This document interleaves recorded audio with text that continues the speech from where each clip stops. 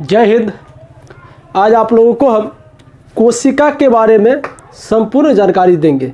अगर आप competition level के कोई स्टूडेंट अगर इस वीडियो को देख रहे हैं तो उसके लिए भी ज़्यादा फायदेमंद होगा, या अगर आप कोई 9th-10th के बच्चे देख रहे हैं तो उनको और ज़्यादा फायदेमंद होगा। देखिए, बच्चे को कोशिका समझ में नहीं आता कि कोशिका क्या होता है, तो हम लोग आज सिर्फ कोशिका के बारे में चर्चा करेंगे और ये क्या है, कैसे है, नहीं है, इस सब के बारे में चर्चा करेंगे। और आपको बता दें कि अगर कंपटीशन लेवल के कोई बच्चे देख रहे हैं तो उनके लिए ये वीडियो बहुत ही अच्छा होने वाला है, क्योंकि इससे रिलेटेड क्वेश्चन एग्जाम में पूछता है। तो चलिए हम लोग अब क्या करते हैं कि पहले कोशिका जानते हैं, कोशिका क्या होता है। देखिए, दुनिया में जितने भी पदार्थ हैं उस सब पदार्थ को दो भागों में बांटा गया है, एक है सजीव और एक है निर्जीव। तो निर्जीव पदार्थ के बारे में हम लोग जो है क्या कहते हैं, या मतलब केमिस्ट्री में पढ़ते हैं या फिजिक्स में पढ़ते हैं। तो वहाँ पर केमिस्ट्री में आप लोग को भी हम बताएंगे या टीचर बताएंगे कि मतलब पदार्थ के सबसे छोटा जो कण होता है उसे इलेक्ट्रॉन कहते हैं, और उसी इलेक्ट्रॉन से पदार्थ का निर्माण होता है, जिसे छोटे छोटे कण होता है। उसी प्रकार से सजीव में भी सबसे छोटी इकाई होता है, वहाँ पर कण होता है और यहाँ पर सबसे छोटी इकाई होता है, जिसे हम लोग कोशिका कहते हैं।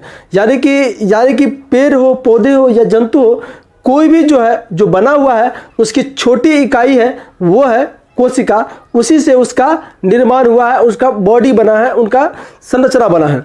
देखिए कि कोशिका का एक परिभाषा भी दिया गया है कि आप जैसे हमें बताया आपको कि कोशिका जो होता है वो किसी भी सजीव पदार्थ की सबसे छोटी इकाई होता है, अर्थात उससे छोटा इकाई कोई हो ही नहीं सकता है, क्योंकि वहीं से वो बनना स्टार्ट करता है। क्या होता है, वहीं से वो बनना स्टार्ट करता है। तो हम लोग पहले ये जानेंगे कि मतलब कोशिका आखिर इसको परिभाषित कैसे कर सकते हैं। नहीं, जैसे किताब में दिया होगा कि अब जैसे मान लीजिए हमारा जो शरीर है, देख रहे हैं ना बॉडी, इस बॉडी को का सबसे छोटी इकाई क्या हो सकता है, कोशिका हो सकता है। तो कोशिका से मिलकर उत्तक बना, उत्तक से मिलकर अंग बना, अंग से मिलकर अंगतंत्र बना, अंगतंत्र से मिलकर एक बॉडी का निर्माण हुआ। तो कहीं ना कहीं क्या ये कोशिका क्या हुआ, ये सबसे छोटी इकाई हुआ। नहीं, तो कोशिका को क्या कर सके, कोशिका की परिभाषा किस प्रकार से दे सकते हैं, ऐसा माना गया है, मतलब परिभाषा दिया जा सकता है। जैसे कोशिका का परिभाषा कैसे दे सकते हैं कि जीवन की आधारभूत संरचना, अर्थात जीवन जो बनता है, चाहे पेड़ हो, पौधा हो, चाहे हम लोग हो, उसका जो संरचना है, आधार है, वो कोशिका से ही बनता है।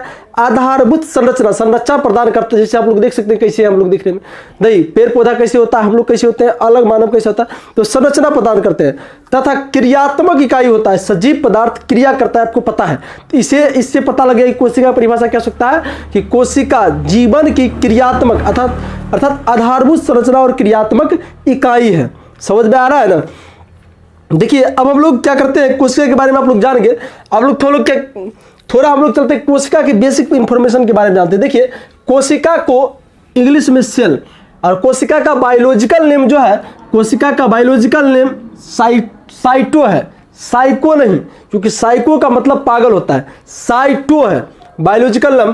कभी कभी एग्जाम में पूछ देता है, कभी कभी कंपटीशन के एग्जाम में पूछ देता है, एसएससी, एमटीएस या सीजीएल का एग्जाम देने के लिए जाइएगा आप लोग, वहाँ पूछ देता है कि कोशिका का जो है ना मतलब बायोलॉजिकल नेम क्या होता है, तो साइटो होता है। देखिए, अब देखिए कोशिका को सर्वप्रथम किसने देखा था। देखिए, कोशिका का जो देखा था, ये माइक्रोस्कोप के आविष्कार के बाद देखा गया है, समझे ना। तो सर्वप्रथम जो है कोशिका को सर्वप्रथम 1665 ईस्वी में रॉबर्ट हुक नामक वैज्ञानिक ने देखा था, और वो मरा हुआ कोशिका था। फिर कहोगे सर जिंदा कोशिका किसने देखा, तो देखिए 1674 ईस्वी में एंटोनी वान ल्यूवेनहॉक ने जिंदा कोशिका देखा था।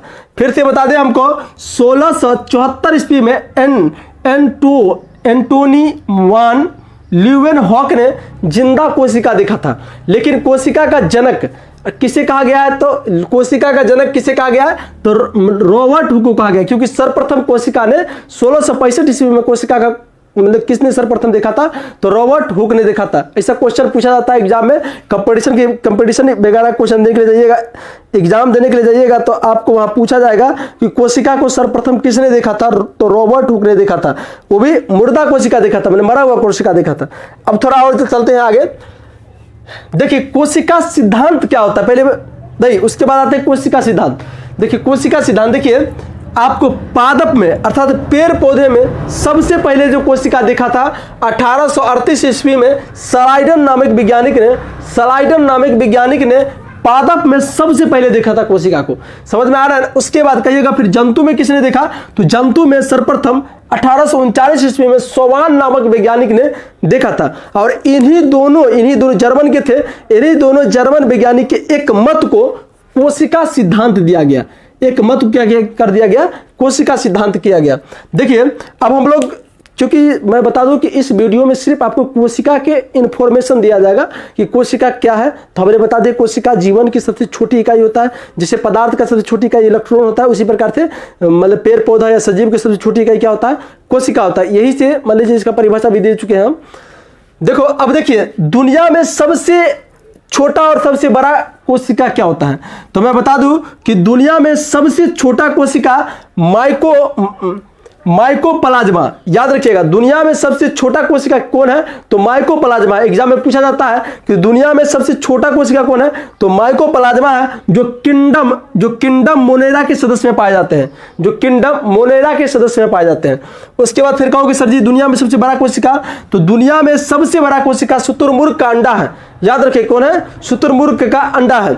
फिर कहोगे, अब हम लोग चलते हैं मानव में, देखते हैं कि सबसे बड़ा कोशिका क्या होता है। देखिए मानव के शरीर में सबसे छोटा कोशिका जो होता है ना, वो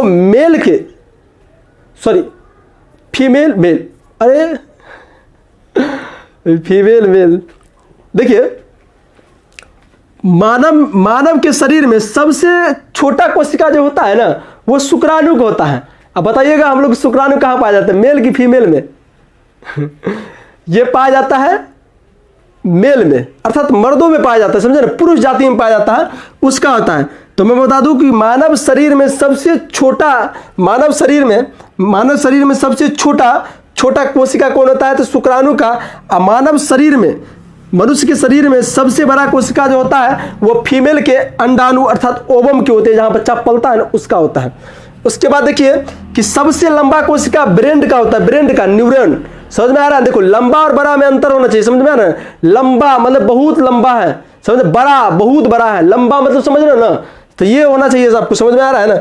उसके बाद आपको बता दें हम कि ये तो आपको कोशिका का इंफॉर्मेशन हम दे दिए। देखिए अब देखिए कोशिका, जैसे कोशिका से उत्तक बनता है, उत्तक से अंग बनता है, अंग से शरीर बनता है। ये आपका कोशिका का इंफॉर्मेशन था, बेसिक इंफॉर्मेशन, जिससे आपको लगभग एग्जाम में आपको क्या होता है कि लगभग क्वेश्चन आपको पूछ ही देता है। समझ में आ रहा है ना? अगर आप लोग इसका फोटो खींचना चाहते हैं तो फोटो खींच सकते हैं। इसको आप लोग स्क्रीनशॉट ले लीजिए, ज्यादा बेटर रहेगा। कोड कहाँ पे आ जाता है, समझ में आ रहा है ना? चलिए अब हम लोग क्या है कि इससे आगे थोड़ा आगे बढ़ते हैं, क्योंकि कोशिका को, पूरी कोशिका को समझने के लिए हमने करीब 3 वीडियो बनाएंगे। पहला वीडियो हमने इंफॉर्मेशन दे दिए कहाँ क्या पाया जाता है। दूसरा वीडियो में देखिए कोशिका को समझने और पढ़ने के लिए ना 3 भागों में बांटा गया है। कोशिका को पढ़ने और समझने के आधार पर 3 भागों में बांटा गया है। पहला है कोशिका झिल्ली, दूसरा है कोशिका द्रव्य, तीसरा है केंद्रक, एक और है कोशिका भित्ति। तो कोशिका भित्ति और कोशिका झिल्ली दोनों सेम होता है, क्योंकि कोशिका भित्ति पादप में पाया जाता है, कोशिका झिल्ली पादप और जंतु दोनों में पाया जाता है। इसके बारे में हम लोग चर्चा करेंगे, तो उसमें डिटेल से आपको समझा देंगे। देखिए कोशिका द्रव्य और केंद्रक के सम्मिलित रूप को जीव द्रव्य बोला जाता है।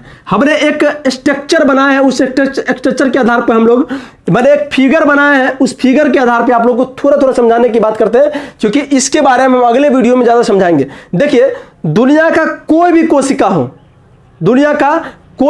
हो, उसके जो बाहरी कोशिका जो होता है ना, दुनिया का कोई भी कोशिका उसकी जो बाहरी परत होता है वो कोशिका झिल्ली का बना होता है। क्या होता है?